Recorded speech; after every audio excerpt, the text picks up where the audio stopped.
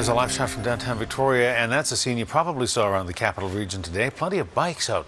Morning commuters traded in their car keys for a different set of wheels as Bike to Work Week officially kicked off in the capital region.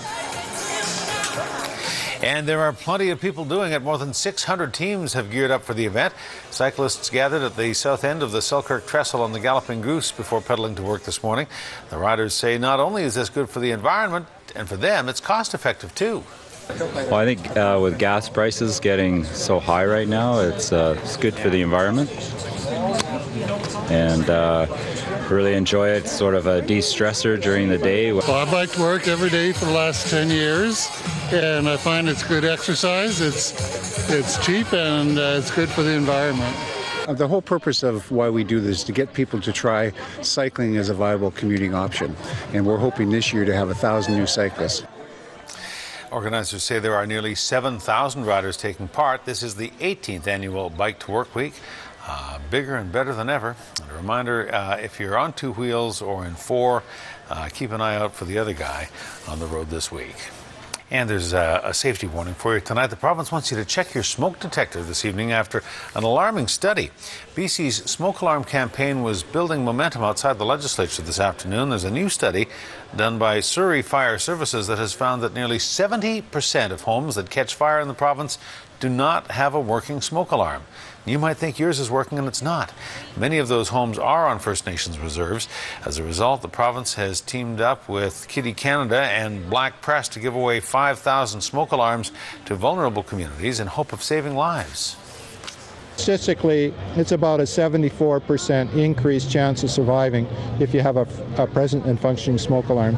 So, and we knew that we had to develop a campaign that, and or a movement in the province of British Columbia and right across Canada to change that behavior. So we're working with manufacturers, multimedia, other agencies to test smoke alarms and to try and change what we're seeing to try and save lives in this province.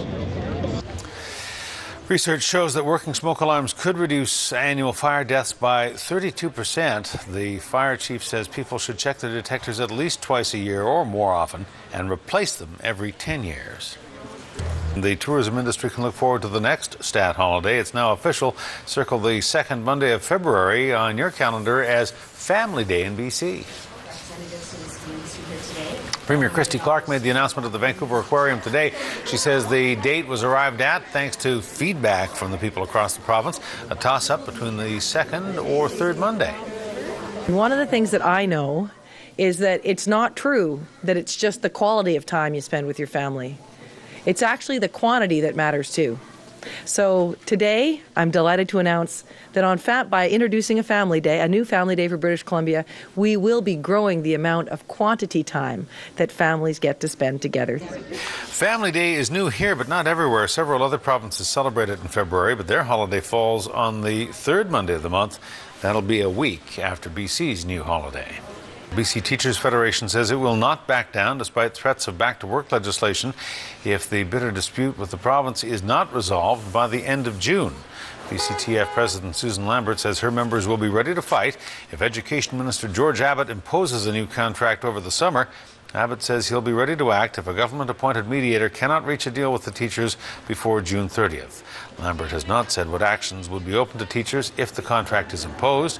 The province's Labour Board is still deciding the question of what constitutes work-related or extracurricular volunteer duties. Meantime, the federal government has brought in the heavy hand of legislation tabling a bill to end the strike by 4,800 Canadian Pacific Railway workers. Negotiations between CP Rail and its striking locomotive engineers and conductors fell apart over the weekend. The Harper government says it's concerned that a long, drawn-out strike could spell big trouble for the economy, costing more than $500 million a week. Nearly 5,000 CPR employees walked off their jobs last Wednesday. Pension issues are the major sticking point in talks. The government says it intends to use its parliamentary majority to push through the legislation and to have the freight trains running again by Thursday. Transit operators from across the country are making a stop in the capital region. They're here to check out the world-class transit system we enjoy. The Transportation and Infrastructure Ministry was highlighting BC's approach to public transportation at the annual Canadian Urban Transit Association Conference in Victoria.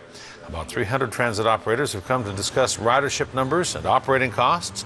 Recent data show that Victoria's transit system sees an average of 70 passenger trips per capita per year.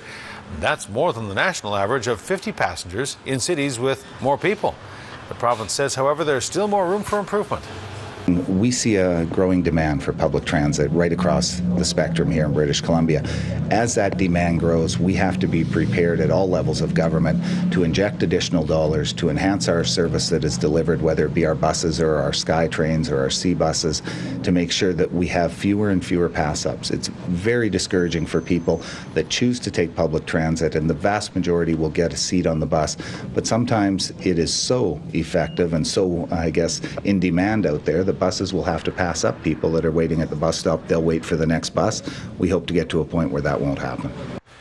The province says it'll invest $2.2 billion in public transit over the next 3 years.